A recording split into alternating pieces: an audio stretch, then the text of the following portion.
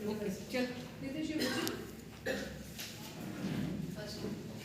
अपराह्न प्रधानाचार्य एवं मेरे प्यारे सहकर्मीगण, आज हम सभी यहाँ सीबीएसई के द्वारा आयोजित आंतरिक प्रशिक्षण हेतु उपस्थित हुए हैं। मैं कविता बिट्टू सिन्हा और मैं निधि सिंह। आज मैं हिंदी शिक्षण में नवाचार की बातें बताऊंगी। कार्यशाला को प्रारंभ करने से पहले मैं अपनी स्वलिखित कविता की कुछ पंक्तियां बोलना चाहूंगी। अंधेरे में जले उस दिए की क्या खूब बागबानी होती है, अंधेरे में जले उस दिए की क्या खूब बागबानी होती है। सलाम है मेरा उन तमाम लोगों को जिनके हाथों में भविष्य की जिम्मेदारी होती है। आज हम सभी यहाँ हिंदी शिक्षण हेतु एकत्रित हुए हैं।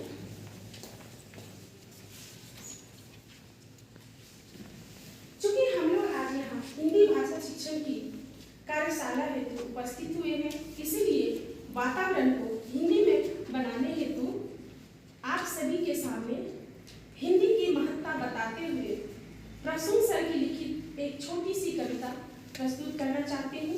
उम्मीद है आप सभी हम दोनों का सहयोग देंगे। सांसें हिंदी धड़कन हिंदी, सांसें हिंदी धड़कन हिंदी, हिंदी पूरी अपने प्राण, हिंदी पूरी अपने प्राण। आप हम दोहराइए हमारे साथ। हम छोटे से हिंदी से ही, हम छोटे से हिंदी से ही, हिंदी से अपनी पहचान, हिंदी से अपनी पहचान। एक बार फिर से, सांसें हिंदी धड़कन हिंदी, सांसें हिंदी धड़कन हिंदी, हिंदी पूरी अपने प्राण, हिंदी पूरी अपने प्राण।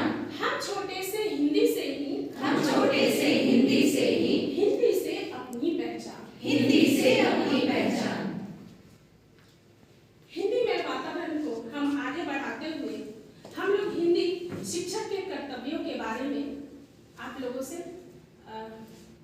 लोगों को बताना चाहती हूँ। हम सब ने अपने जीवन में एक अलग अलग जिम्मेदारी ले रखी है, जिनमें देशभक्ति भी छिपी हुई है, मातृभाषा भी छिपा हुआ है और हमारा जज्बा भी छिपा हुआ है। हिंदी भाषा को पहचान दिलाने में हम शिक्षकों का एक बहुत बड़ा योगदान है। अपने बच्चों के अंदर सृजनात्मकता का भाव और ज्ञान जगाना ही शिक्षक का एकमात्र कर्तव्य है। यदि हम देखें तो पाएंगे कि शिक्षक दो तरह के होते हैं। एक वो जो आपको इतना भयभीत कर देते हैं कि आप हिल भी ना पाए, और उम्मीद है हम में से ऐसा कोई भी नहीं है।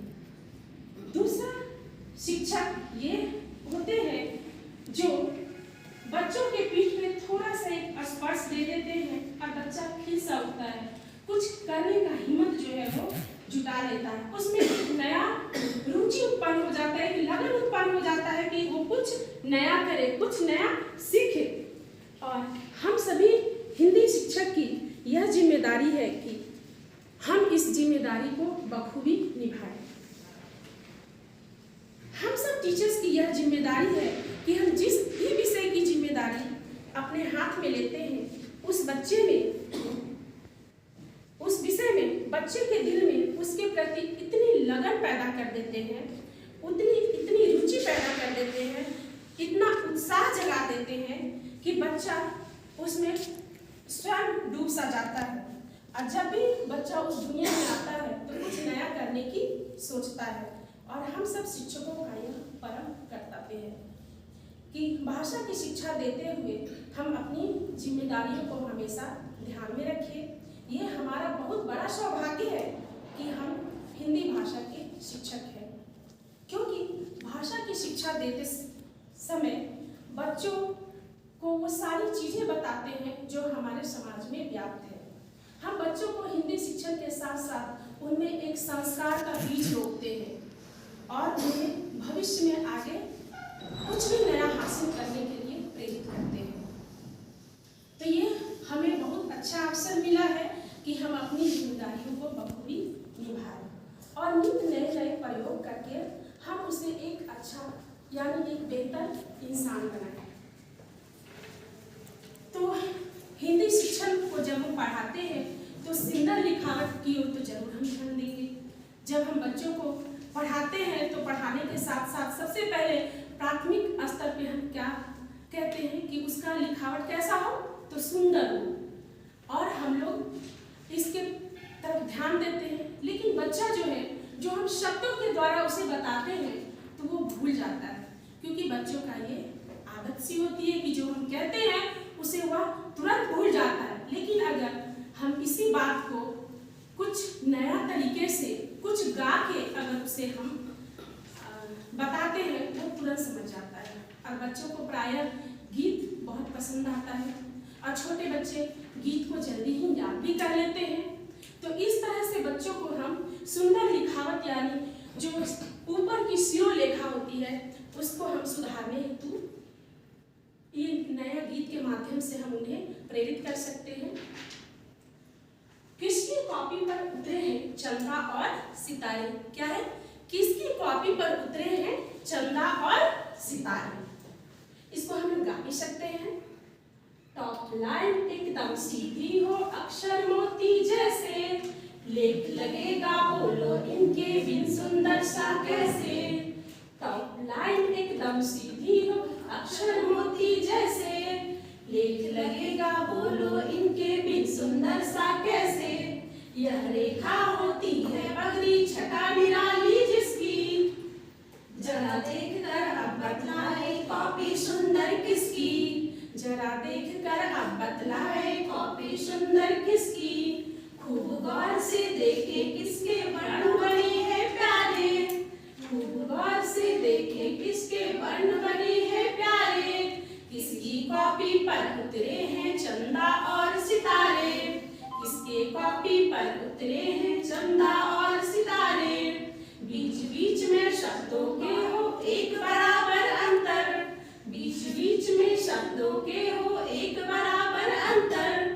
इसका है अभ्यास जरूरी, ना जादू ना मंत्र। इसका है अभ्यास जरूरी, ना जादू ना मंत्र। जितना तुम अभ्यास करोगे उतना लेख खिलेगा। जितना तुम अभ्यास करोगे उतना लेख खिलेगा। ऐसी ही कॉपी पे बच्चों उत्तम खूब मिलेगा।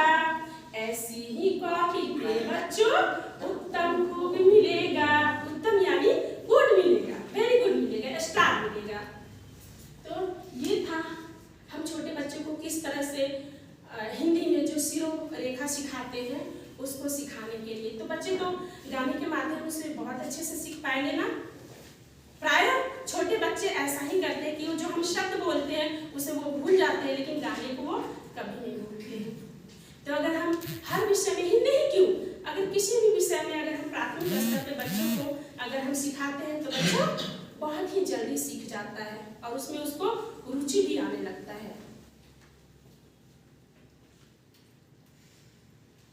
अब हम इस कार्यशाला को आगे बढ़ाते हुए चर्चा करते हैं शिक्षण और शिक्षक के लिए अति आवश्यक अपन सूत्र। ये अपन शब्द जो है आप लोगों के लिए नया है, मैं अभी आपको यहाँ पे बताती हूँ। अपन, अपन का मतलब क्या होता है? तो अपन, अपना तो प्रेरणा, नवीन प्रयोग, नवाचार, और उसमें से भी जो पहला है और अपनत्व। अपनत्व इसमें क्या होता है कि किसी भी विद्यार्थी के मन में उतरकर उसे लक्ष्य प्राप्ति के लिए जो है प्रेरित किया जा सकता है। उसको समझ के, उसके अंदर झांक के, कि बहुत से बच्चे होते हैं क्या, जब हम पढ़ाते हैं उससे कुछ पूछते हैं तो बच्चे डर से जाते हैं और वो भय के कारण कुछ बोल नहीं पाते हैं। तो उनमें एक एहसास जगाना हो कि हम बेटा तुम्हारे साथ खड़े हैं, उसे अपना अपनत्व देंगे तो बच्चा स्वतः ही जो है उसको करने के लिए उसके अंदर क्या है वो अपने आप को हमारे सामने खोल के रख देगा। दूसरा है प्रेरणा। अगर बच्चों में हम अपनत्व जगाएंगे तो वो हमारी बातों से प्रेरित होगा, प्रेरणा ग्रहण करेगा, और उससे क्या होगा कि इसमें जो मेधावी छात्र जो होते हैं, जो ब्रिलियंट स्टूडेंट्स होते हैं, वो क्या होते हैं कि उच्चतम लक्ष्य तक ऐसे ही पहुंच जाते हैं।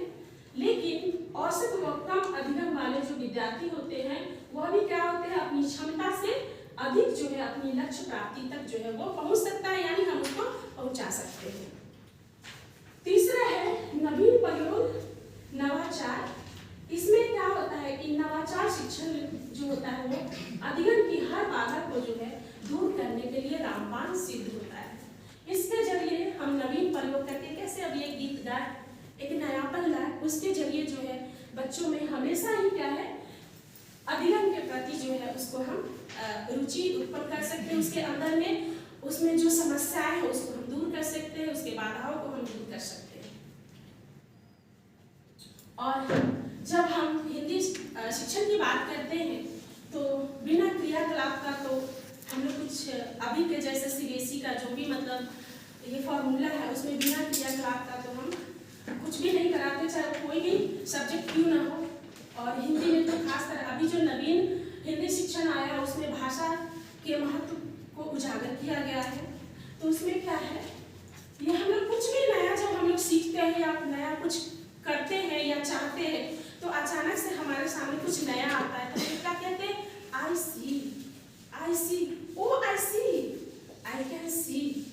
तो एक ही जो आई सी शब्द है तो ये एक ऐसा वर्ड है कि अगर हम इसको अलग अलग तरीके से मॉड्यूलेट करके अगर बोले तो वो अलग अलग अर्थ देता है। उसी आईसी पे आज हम चर्चा करते हैं। तो सबसे पहले है आई का मतलब क्या होता है। आई भी 5 इंपॉर्टेंट है और सी भी 5 इंपॉर्टेंट है, जिसको कि हम हिंदी शिक्षण में इसको महत्व देते हैं। सबसे पहला आता है आई में इंटीग्रेटेड, बच्चों को एकीकृत करके जो है हम कोई भी क्रियाकलाप कैसे हम पढ़ा सकते हैं। वर्तमान समय में हम क्या देखते हैं कि बच्चा जब हमारे विद्यालय में आता है प्राथमिक स्तर पे तो बच्चा अपना क्षेत्रीय भाषा के साथ आता है।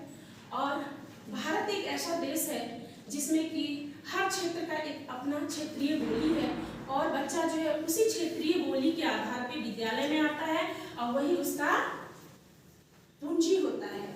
और तो हम शिक्षकों का यह कर्तव्य बनता है कि बच्चा जिस भी भाषा से आए, जिस भी भाषा को वो लेके आए, उसको उसी भाषा में हम उसे स्वीकार करें और फिर उसको सिखाने का प्रयत्न करें। तो इस तरह से अगर मान लीजिए कि हम साउथ के हैं, कोई नॉर्थ का बच्चा आता है, वो अपनी क्षेत्रीय भाषा का प्रयोग करता है, तो जो साउथ के बच्चे होते हैं वो उसको हंसी के पात्र बना देते हैं, उनकी भाषाओं को नहीं समझते हैं और क्लास में अगर कुछ भी ऐसा बोलता है तो वो हंसी का पात्र बन जाता है। और कभी कभी क्या होता है कि शिक्षक भी उसमें सहयोग दे देते हैं। तो यहाँ पे हमारा फर्ज बनता है कि बच्चा जैसा है उसको हम उसी रूप में अपनाएं और हम अपने क्लास में जितने भी बच्चे उपस्थित हैं विभिन्न भाषाओं से वो आए होंगे, विभिन्न क्षेत्र से आए होंगे, तो उनको साथ में मिलाकर एक ऐसा क्रियाकलाप करा दें कि जिससे हम पूछ सकते हैं वहाँ पे कि अच्छा बचाओ बच्चा, तुम्हारे क्षेत्र में कौन सी भाषा प्रयोग होती है। सभी इस तरह से क्लास में अपनी अपनी भाषा के बारे में बताएंगे और सभी का सम्मिश्रण रूप जो हम क्रियाकलाप में कर सकते हैं कि अच्छा बताओ इस भाषा में इसको क्या कहते हैं, इस भाषा में इसको क्या कहते हैं। सभी बच्चे अपनी अपनी भाषा को बताएंगे और हमें भी कुछ वहाँ नया सीखने को मिलेगा। बच्चा से भी हम लोग कुछ सीख सकते हैं, ऐसा नहीं कि सिर्फ हम ही सिखाते हैं बच्चों को, हमें भी बच्चा से कुछ न कुछ सीखने को मिलता है। तो जब हम क्रियाकलाप करते हैं तो इस तरह से बच्चे को हमें इंटीग्रेट करके और क्रियाकलाप में हम उसको इंगेज कर सकते हैं। दूसरा आता है इंफॉर्मेटिव। कोई भी हम गतिविधि करते हैं, एक्टिविटी करते हैं, तो उसका ऐसा ये होना चाहिए कि उसमें बच्चे को क्या शिक्षण या कुछ प्रेरणा मिल रहा है कि नहीं, कुछ इंफॉर्मेशन उसे मिल रहा है कि नहीं। ऐसा नहीं कि यूं ही हम कुछ भी करा ले, बच्चा उससे कुछ सीखे चाहे नहीं सीखे। इस चीज को हमें ध्यान देना होगा कि कुछ भी हम क्रियाकलाप कराते, गतिविधि कराते हैं तो हमें सोच विचार करके वो तैयार करना चाहिए कि बच्चा उसमें कुछ न कुछ नया सीखे, उसके लिए वो इंफॉर्मेटिव हो। तीसरा आता है इंक्लूसिव, जिसका मतलब होता है साथ मिलकर, एक साथ सभी के सहयोग से जो है कोई क्रियाकलाप होता है। एक क्लास में अगर हमारे 30 से 35 बच्चे होते हैं तो ऐसा क्रियाकलाप कराए जिसमें कि सभी समूहबद्ध जो है उसमें भागीदार हो, अपना अपना उसमें रोल निभाए और सभी जो है एक से बढ़कर एक जो है करने का प्रयास करें। और चौथा है जो कि इंडिपेंडेंट। अब क्रियाकलाप ऐसा होना चाहिए कि वो बच्चों के लिए बोझिल ना हो। ऐसा ना हो कि हम बच्चों को कुछ भी कहीं से उठा के दे देते हैं कि बच्चा ये तुम लिखो, ये पढ़ो, और बच्चे के लिए वो बोझ सा हो जाता है। तो क्रियाकलाप ऐसा होना चाहिए कि बच्चे उसको स्वतंत्रता पूर्वक खुद से कर पाए, उसके लिए उसको दूसरों पे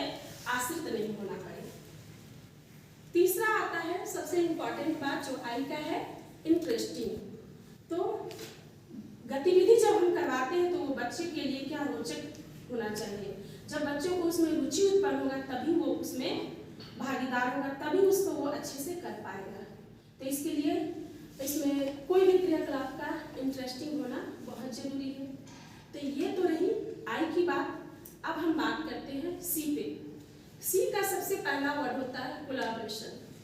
इसमें क्या होता है, सहयोग की भावना। अगर बच्चों को हम ग्रुप में बांट देते हैं 4-4 करके, और कुछ हम ग्रुप बना देते हैं 4, 6, 8, तो अगर 4 बच्चा मिल जाता है, चाहे कोई भी बच्चा हो चाहे कोई भी इंसान हो, अगर 4 आपस में मिल जाते हैं तो वो 4 नहीं, अगर 4 क्वेश्चन हम दिए हैं, 4 हमको उत्तर चाहिए, लेकिन वहाँ से हमें स्वतः ही 6 मिल जाएगा, मिलेगा ना।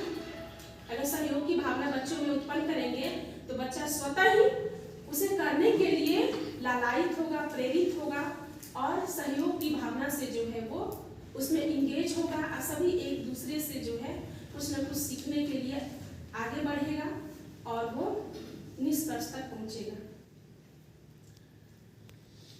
उसके बाद दूसरा है क्रिएटिविटी। क्रिएटिविटी मतलब रचनात्मकता।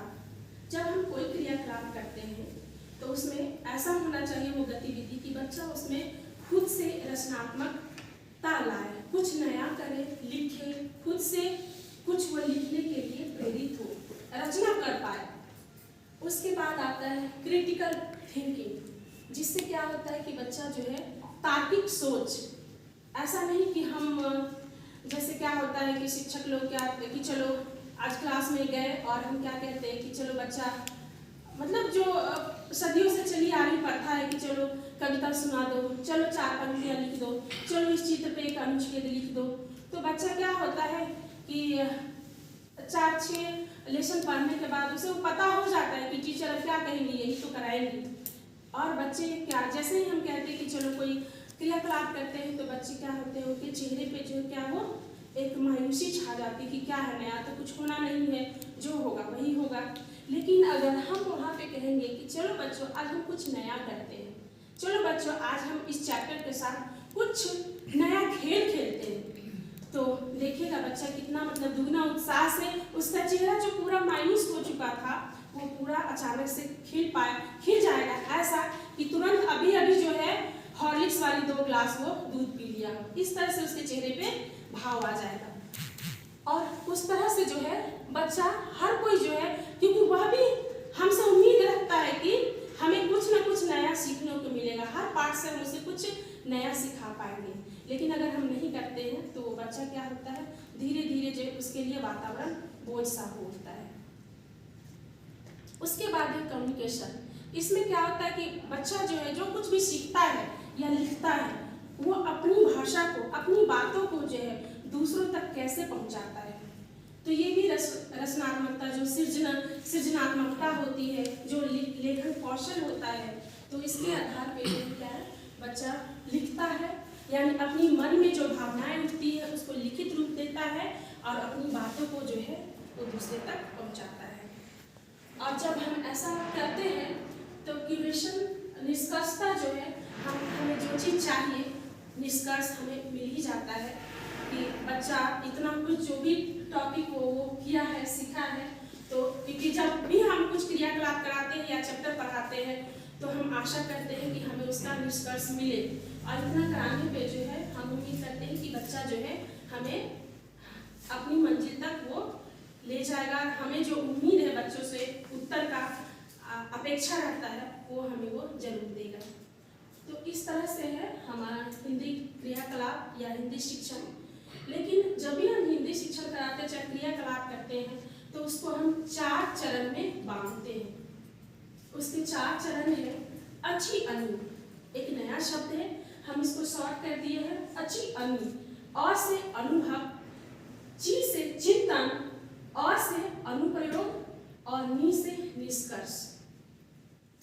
तो क्रियाकलाप को हम 4 भागों में हम बांटते हैं। तो सबसे पहले क्या होता है कि पहला पादान होता है कि बच्चा जो है अपने अनुभव के आधार पर उसके आसपास में जो देखा, जो फील किया, महसूस किया, उसी को अनुभव बना के जो है कुछ भी वो नया जो है एक्सपीरियंस जो है वो करते रहता है, अपने अनुभव को वो आगे मतलब उसमें क्रियाकलाप में जो है वो लिखते रहता है, इन्वॉल्व होते रहता है। उसके बाद होता है चिंतन। अनुभव करेगा, चिंतन करेगा, तभी तो कुछ कर पाएगा। उसके बाद आता है अनुप्रयोग। अनुभव चिंतन के बाद अनुप्रयोग। चिंतन भी किया, फिर वो क्या है कि अपने नए नए प्रयोग से अप्लाई करके जो है उसको नया नवीनता लाएगा, नया नया प्रयोग करेगा और उसके बाद जो है हमें निष्कर्ष तक ले जाएगा। तो ये थी हमारी हिंदी शिक्षण के या क्रियाकलाप के जो मुख्य पायदान होते हैं वो थे। अब मैं निधि से इस कार्यशाला को आगे बढ़ाने की आग्रह करना चाहूंगी। एक बार फिर से मैं आप सबका स्वागत करती हूँ हमारे कार्यशाला में। अब मैं आप लोगों को बताऊंगी कि भाषा अधिगम के कौशल क्या होते हैं, यानी किसी भी भाषा को सीखने की क्या चरण होते हैं। उसमें सबसे पहला जो हमारा आता है वो सुनना। हम सबसे पहले सुनते हैं। जब भी कोई बच्चा जन्म लेता है तो सबसे पहले वो चीज़ों को सुनता है, उसके बाद बोलना सीखता है, फिर जब वो विद्यालय आता है तो वो पढ़ना और लिखना सीखता है। तो सबसे हमारा पहला चरण जो है वो सुनना, बोलना, फिर पढ़ना और अंत में लिखना। तो सबसे पहला जो हमारा कौशल है वो है श्रवण कौशल। हम कैसा सुनते हैं, क्या सुनते हैं, इस पर आधारित होता है।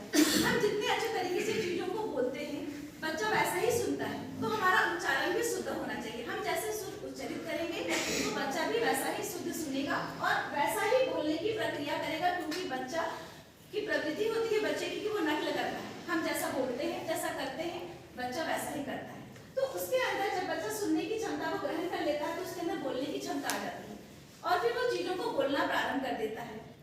तो उसके अंदर फिर कथन कौशल का विकास हो जाता है। कथन कौशल का जब बच्चे के अंदर श्रवण कौशल और कथन कौशल का विकास हो जाता है तो बच्चा चीज़ों को पढ़ना प्रारंभ कर देता है और वो पढ़ करके देखता है, अक्षरों को मिलाना प्रारंभ कर देता है, उसको पढ़ना आरंभ कर देता है। तो उसको कई चीज़ों में रोचकता आ जाती है। वो समाचार पत्र पढ़ता है, किताबों को लेकर के पढ़ता है या बाकी किसी भी चीज़ को कहीं पर भी कुछ भी लिखा हुआ देखता है तो उन चीज़ों को पढ़ करके बोलने का प्रयास करता है कि लिखा क्या हुआ है।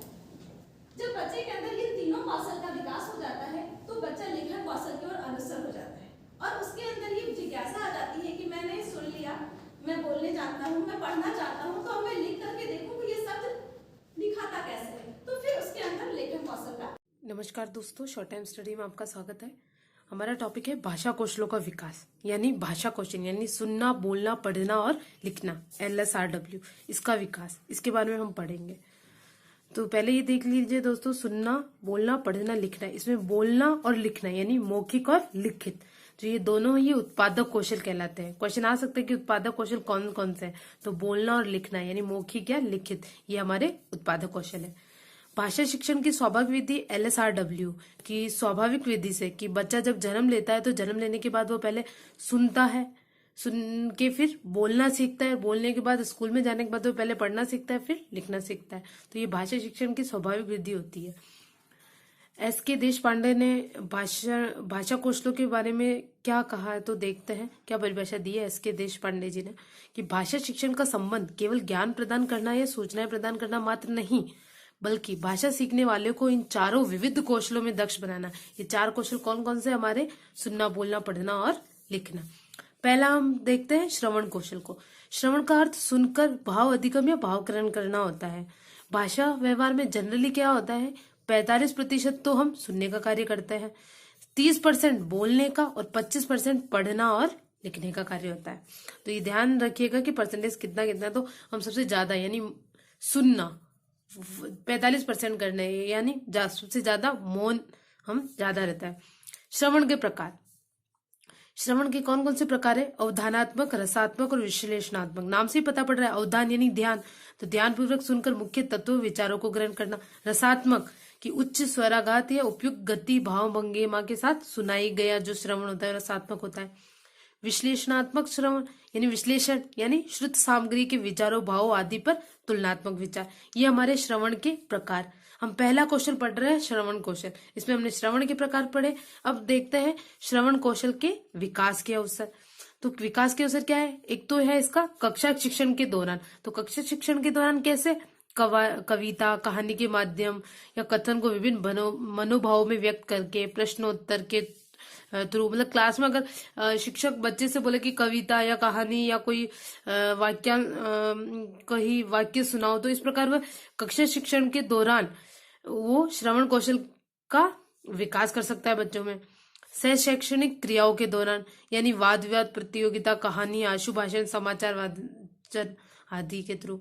कक्षेतर कार्य प्रणाली के दौरान, कक्षेतर यानी कक्षा के बाद यानी साप्ताहिक छात्र सभाओं के अंतर्गत, और टेप रिकॉर्ड, दूरदर्शन, रेडियो, इनकी दूरदर्शन पे प्रोग्राम दिखाकर, रेडियो पे कोई शिक्षाप्रद कोई दिखाकर, तो ये हमारे श्रवण कौशल के विकास के अवसर क्या हो गए? कक्षा शिक्षण के दौरान, कक्षेतर कार्यकलापों के दौरान और सह शैक्षिक क्रियाओं के दौरान।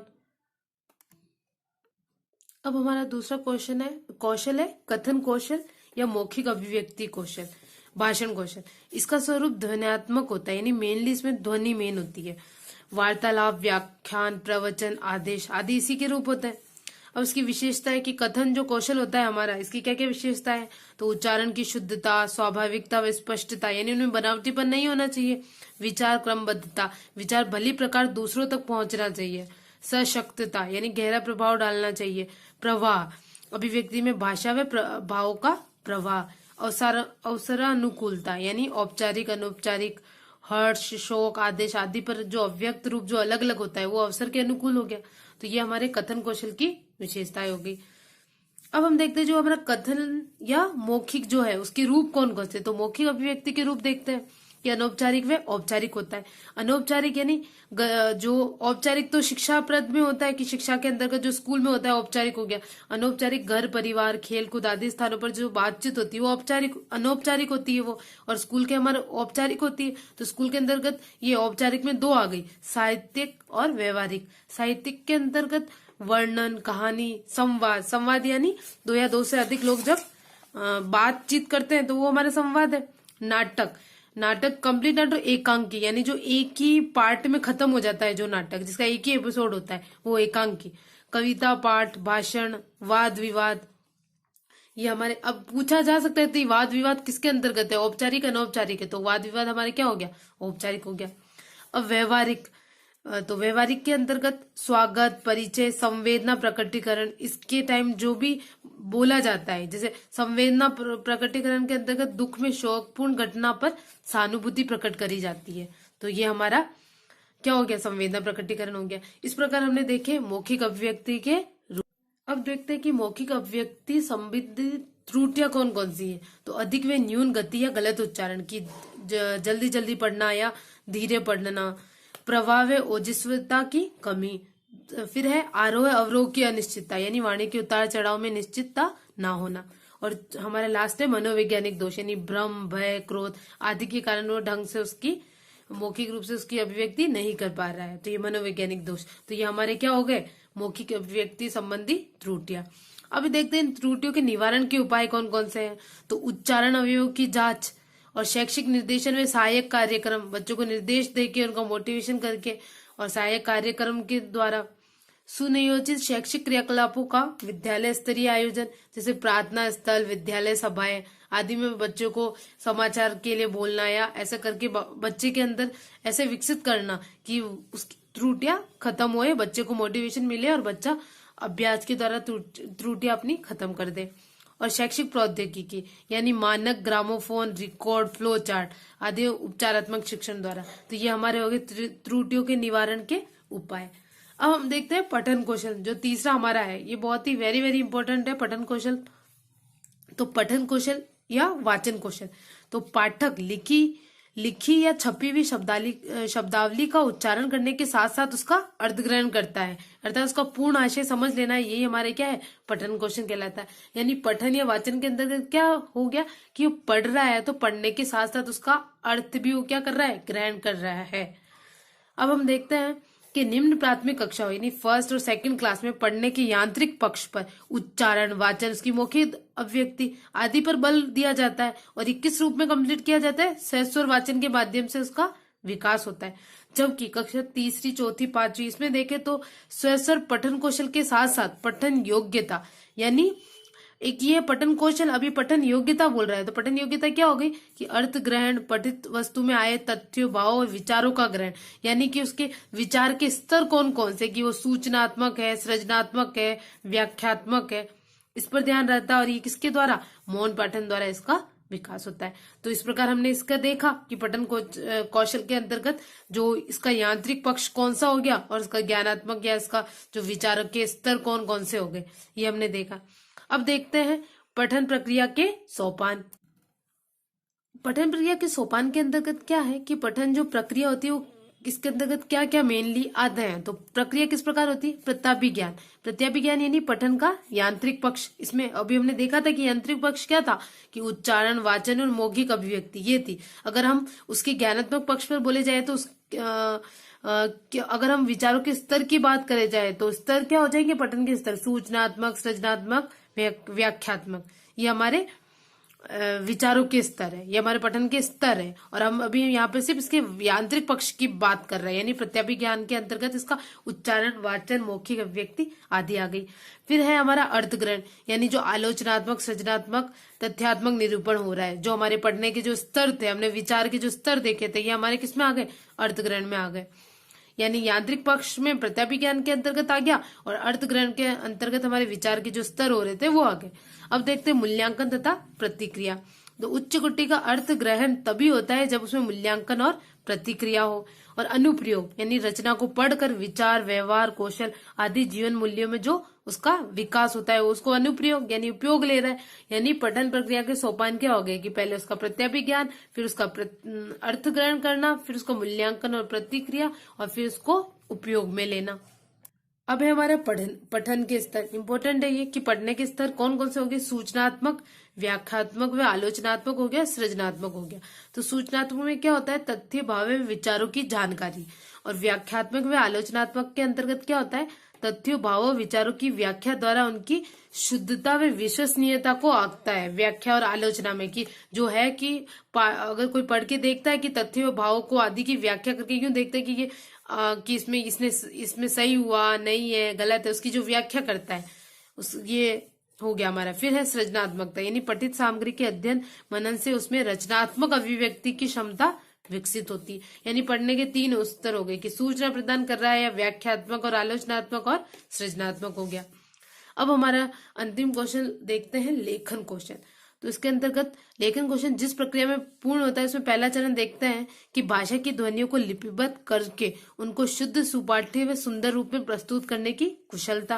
और सेकंड चरण में क्या आ जाएगा, उसका प्रक्रिया जो हमारे लेखन की प्रक्रिया, इसमें लिपि प्रतीकों के माध्यम से अपने भावों, विचारों की सुस्पष्ट, अर्थपूर्ण व प्रभावी अभिव्यक्ति की योग्यता। ये हमारे लेखन कौशल के 2 चरण हो गए। अब देखते हैं लेखन के प्रकार। सुलेख यानी अच्छा लेख लिखा जाता है, जो ये सुलेख कहलाता है। लेखन के जो प्रकार होते हैं, अनुलेख यानी अनुकरण करके जो लेख लिखा जाता है, अनुलेख होता है। श्रुतलेख यानी सुन करके जो लेख लिखता है वो श्रुतलेख हो गया। इस प्रकार लेखन के 3 प्रकार हो गए, सुलेख, अनुलेख और श्रुतलेख।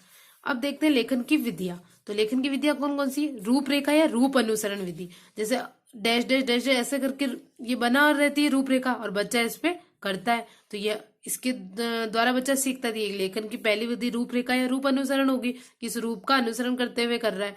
स्वतंत्र, जैसे मैडम ने क, ग ऐसे लिख दिया और बच्चा उसी को देख देख के लिख रहा है, तो ये स्वतंत्र अनुकरण हो गया। मोंटेसरी, तो हमें पता है कि मोंटेसरी ने इंद्रिय प्रशिक्षण पर जोर दिया था। आंख, कान, हाथ आदि ज्ञानेंद्रिय की सहायता ली जाती है। बच्चा आंख, कान, हाथ इनका सहायता लेते पहले अक्षर पे उनको टच करके उसकी संरचना को देखता है और संरचना देखने के बाद वो लिखता है। तो ये मोंटेसरी विधि में हो गया। और पेस्टोलॉजी, पेस्ट यानी चिपकाना। कैसे, जैसे क लिखना है तो पहले 0 रहेगा, फिर 1, तो ये 0 1 के 1 लिख के फिर उस पर 0 चिपकाएगा, फिर ऐसे करेगा, फिर ऐसे, तो ये हमारी क्या हो गई, पेस्टोलॉजी।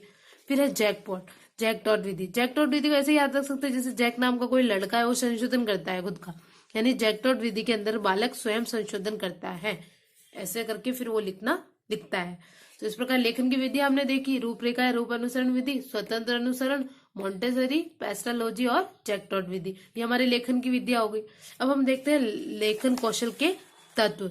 तो शब्दों का सही ज्ञान, शब्दों का सही प्रयोग। लेखन कौशल के तत्व क्या हो गए, शब्दों का सही प्रयोग, वाक्य रचना और तथ्यों का तार्किक प्रस्तुतिकरण और वर्तनी, ये हमारे लेखन कौशल के तत्व हो गए। शब्दों का सही प्रयोग, पता पड़ रहा है वाक्य रचना जिसके माध्यम से कथन भली भांति समझा जा सके, और तथ्यों का तार्किक प्रस्तुतिकरण यानी अच्छा शब्द भंडार हो वाक्य रचना के साथ, और ये हमारा अंतिम वर्तनी हो गया।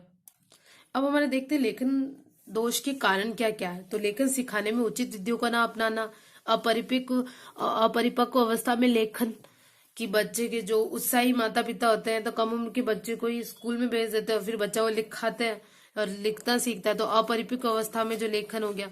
उचित लेखन सामग्री का अभाव, उचित मार्गदर्शन का अभाव, बच्चों को सुलेख के लिए उत्साहित ना कर पाना, लिपि की अनभिज्ञता और क्षेत्रीय विभिन्नता, ये हमारे लेखन दोष के कारण हो गए। अब हम देखते हैं इसके निराकरण के क्या, इसके कारण को दूर करने के क्या क्या उपाय हैं। कि उचित अवस्था में लेखन कौशल सिखाए, उचित लेखन विधियों का प्रयोग, व्यक्तिगत अशुद्धि संशोधन, श्रुतलेख अभ्यास और उच्चारण अभ्यास। अब हम कुछ क्वेश्चंस देखते हैं, प्रैक्टिस क्वेश्चन। भाषा कौशल के निर्धारित पक्षों में कौन सा उपयुक्त नहीं है? सुनना, देखना, बोलना, पढ़ना। तो भाषा कौशल हमने देखे थे LSRW, तो इसमें देखना कोई हमारा था ही नहीं। अगला है वाचन के समय अर्थ को ना समझने का कारण क्या है? अनुभव तथा अभ्यास का अभाव, दृष्टि दोष, दोषपूर्ण प्रशिक्षण या कोई नहीं। तो वाचन के समय अर्थ को नहीं समझ पा रहा है क्योंकि उसको अनुभव है, अभ्यास का उसमें अभाव है, कमी है। अगला है हमारा स्वस्वर वाचन का अभ्यास कराने के लिए सबसे उपयुक्त साधन क्या है? आदर्श वाचन, अनुकरण वाचन, सामूहिक वाचन और पाठ्य पुस्तक। तो ये हमारे क्या बोला, स्वस्वर वाचन का अभ्यास कराना है। तो इसके अंतर्गत क्या है, हमने क्या देखा था कि जो हमारा आदर्श वाचन, क्योंकि हमने देखा था कि स्वस्वर वाचन का अभ्यास कराना है, यानी आदर्श वाचन टीचर करता है। तो आदर्श जब टीचर स्वस्वर वाचन करेगा तभी तो फिर बच्चा उसका अनुकरण करेंगे। तो सबसे उपयुक्त साधन क्या हो गया, आदर्श वाचन।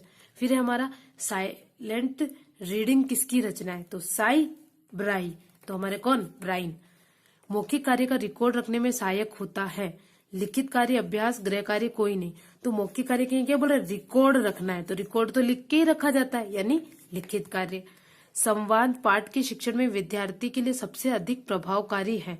संवाद पाठ यानी दो या दो से अधिक व्यक्ति अगर जो बातचीत करते हैं, वार्तालाप करते हैं, वो संवाद होता है। तो संवाद पाठ के शिक्षण में विद्यार्थी के लिए कौन सी प्रभावकारी होगी? मौखिक उदाहरण, शामपट, मॉडल या टैप रिकॉर्डर। तो ये टैप रिकॉर्डर हो जाएगा क्योंकि दो या दो से अधिक व्यक्तियों की जो वार्तालाप है इनसे तो हो ही नहीं पाएगा, तो ये हमारा क्या होगा, टैप रिकॉर्डर। अब है हमारा मोंटेसरी विधि का उपयोग करते हैं। मौन वाचन, स्वस्वर वाचन, लेखन, हमने देखा था लेखन के अंतर्गत मोंटेसरी विधि। शब्दों के शुद्ध उच्चारण का विकास किया जाता है। लेखन शिक्षण, वाचन शिक्षण दोनों कोई नहीं। ये बोला शुद्ध उच्चारण, शुद्ध उच्चारण कब होगा? लिखने में, बोले तो बोलने में, अर्थात हमारे वाचन शिक्षण में। वाचन शिक्षण का उद्देश्य है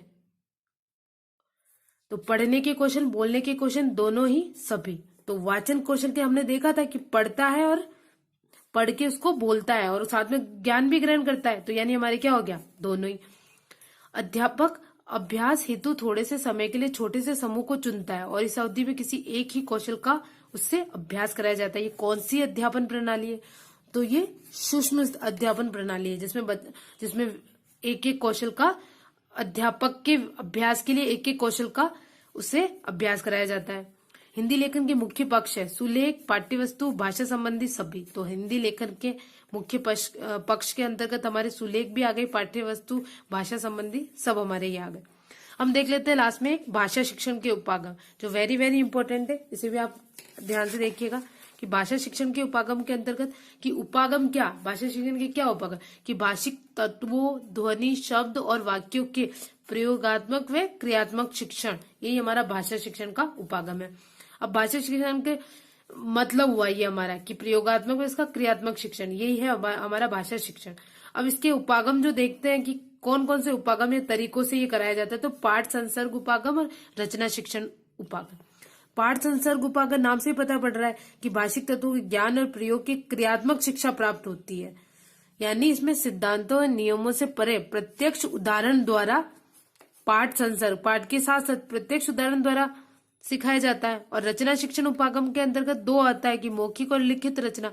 मौखिक यानी उच्चारण शिक्षण का अवसर होता है और लिखित के अंदर इसके वर्तनी शिक्षण का अवसर होता है। धन्यवाद दोस्तों। विकास हो जाता है।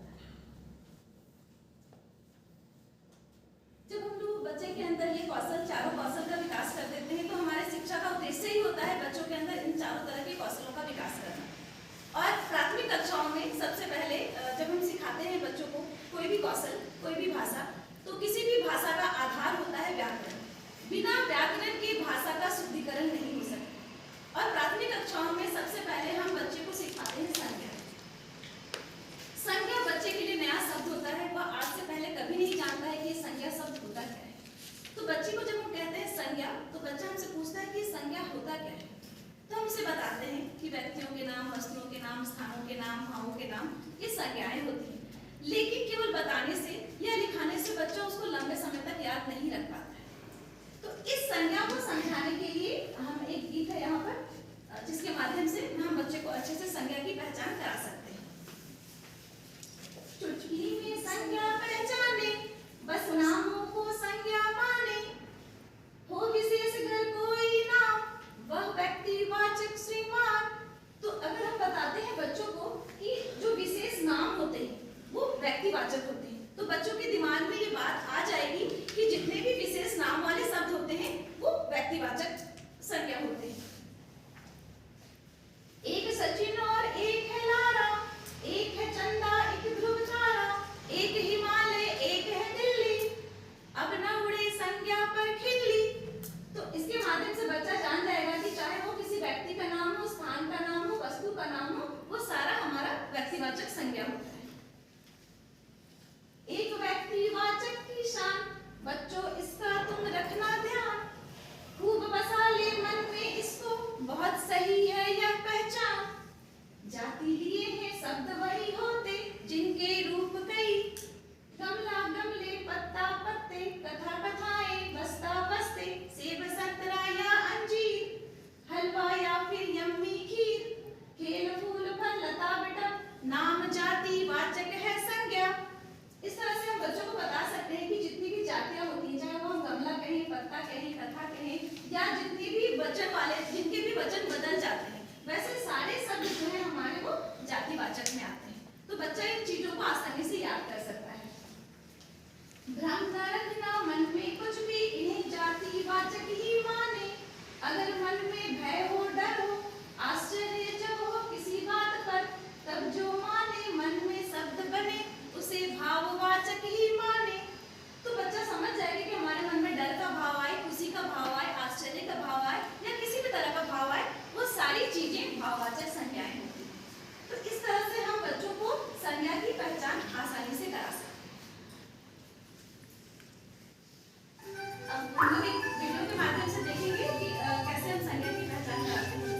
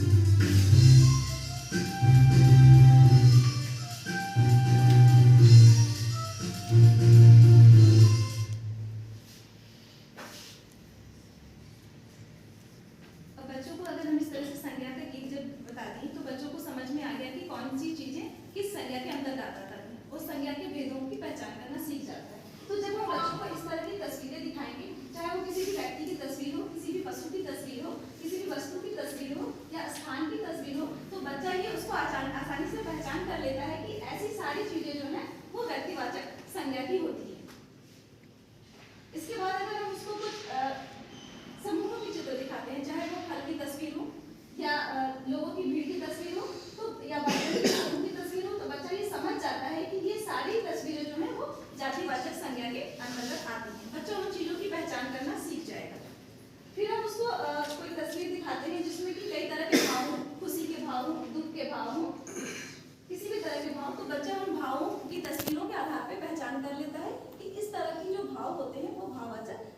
भाषाओं के अंतर्गत आती है। तो हम लोगों ने देखा कि हमारा जो हिंदी शिक्षण है उसमें कई रोचक चीजें आती हैं। केवल भाषा बोलना नहीं सिखाना है बच्चों को हमें, या फिर केवल लिखना ही नहीं सिखाना है, बल्कि बच्चों के अंदर कई तरह के गुणों का विकास करना है। अब एक एक्टिविटी मैं करवाना चाहती हूँ आप सब लोगों से, जिसके माध्यम से मैं आप लोगों के अंदर देखना चाहती हूँ कि कौन कितना रचनात्मक है। जो भी जिसके साथ भी बैठे हैं उसके ऊपर 2 या 3 पंक्तियों की कविता की रचना करेंगे। जिसकी कविता की रचना सबसे सुंदर होगी, जिसकी लिखावट सबसे सुंदर होगी और कविता की रचना सबसे सुंदर होगी, उसको एक छोटे से पुरस्कार के माध्यम से मैं पुरस्कृत करूँगी। और टॉप लाइन यानी शिरोरेखा, उससे भी हम ध्यान रखेंगे। भले ही आपके पास पेपर जो मिला है वो A4 का ब्लैंक है, लेकिन शिरोरेखा को हम जरूर ध्यान में रखेंगे, क्योंकि मैंने सिखाया भी है गीत के माध्यम से। आपको तो गीत भी सुनाए, बताओ एक छोटे से बच्चे को जब हम गीत सुनाते हैं, गाना 1 2 3, अगर 1 2 3 ऐसे हम गाने के माध्यम से सिखाते हैं, 1 2 3 4 5 6 7 तो वो बच्चा सीख जाता है ना। तो उसी तरह से आपको तो इतना बड़ा गीत हम सुना दिए। 2 मिनट का टाइम दूंगी, 2 मिनट में आपकी कविता की रचना हो जानी चाहिए।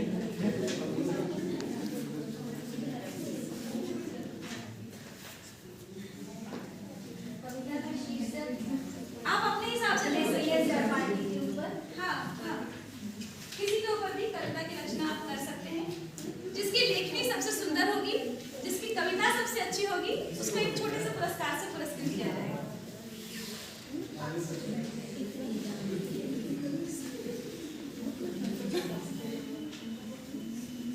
एक दो पंक्तियों की रचना करिए। 1 2 पंक्ति की रचना तो आप कर ही सकते हैं।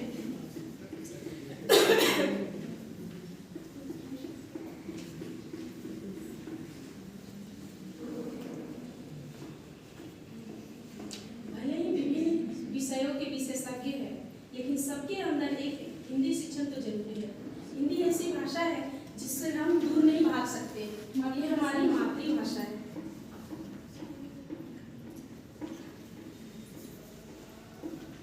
जल्दी टाइम ऑफ होने वाला है।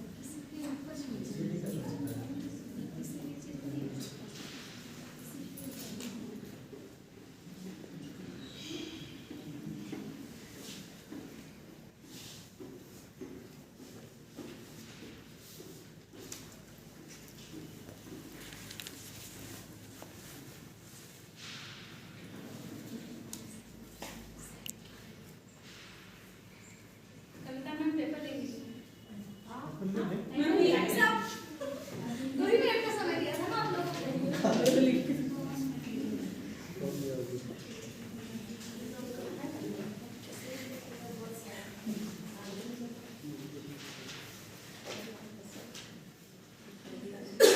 मैम की कविता आ गई है हमारे पास। सिल्वी मैम की आ गई।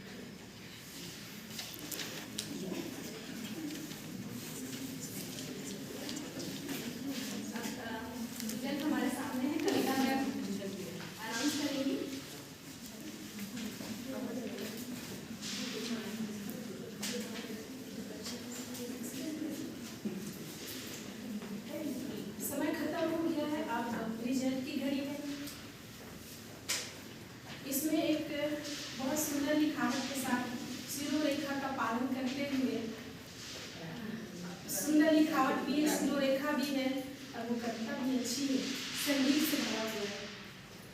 कविता का शीर्षक है संगीता।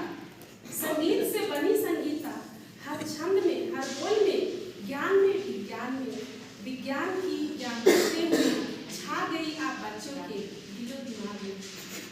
पर इसमें नाम ही नहीं लिखा हुआ है।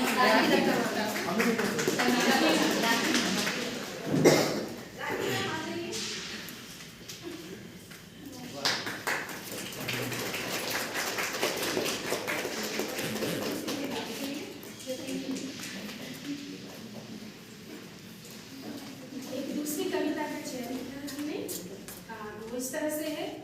एक बड़ी सुंदर नारी है ये, करती सबका बड़ा सम्मान, कभी इतराती कभी लुभाती, रखती है सबका बड़ा ख्याल। इनका नाम है रीना।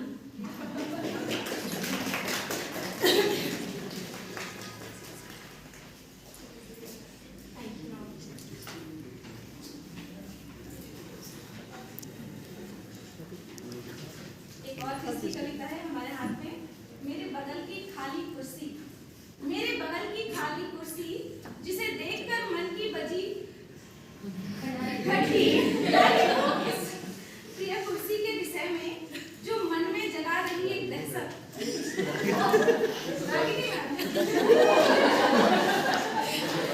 आपने कहा कि आपके बगल के किसी भी प्रिय सहपाठी के ऊपर कविता लिखी है तो आपके बगल की कुर्सी खाली है।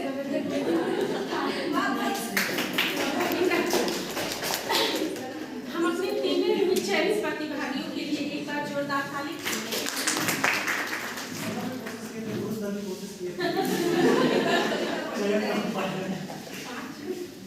आप लोगों ने कविता का चयन तो अच्छा किया था, पर बहुतों की कविता में शिरोरेखा ही गायब है।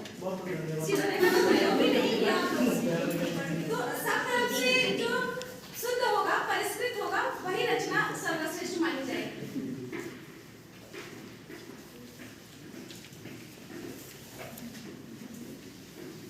तो देखा आपने हमारी हिंदी कितनी रोचक है ना?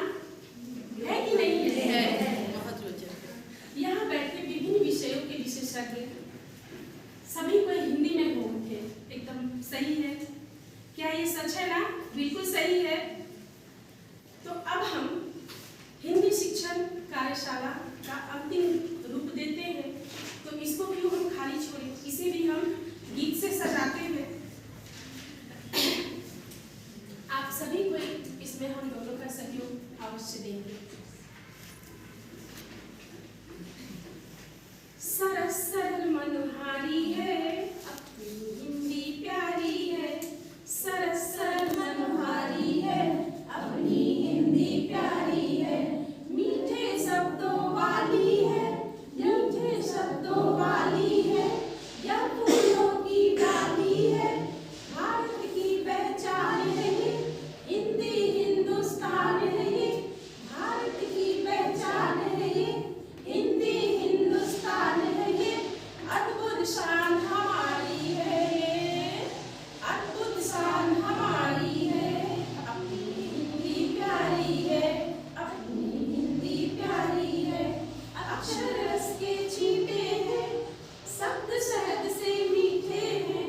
अक्षर रस के छींटे हैं, शब्द शहद से मीठे हैं। यह मन में बस जाती है, जीवन को महकाती है। यह मन में बस जाती है, जीवन को महकाती है। खिली खिली फुलवारी है, खिली खिली फुलवारी है। अपनी हिंदी प्यारी है, अपनी हिंदी प्यारी है। इस गीत के माध्यम से ही हम अपनी कार्यशाला का समापन करना चाहेंगे। अगली कार्यशाला में हम और कुछ नया लाना चाहेंगे आप लोगों के लिए, ताकि हिंदी विषय के बारे में और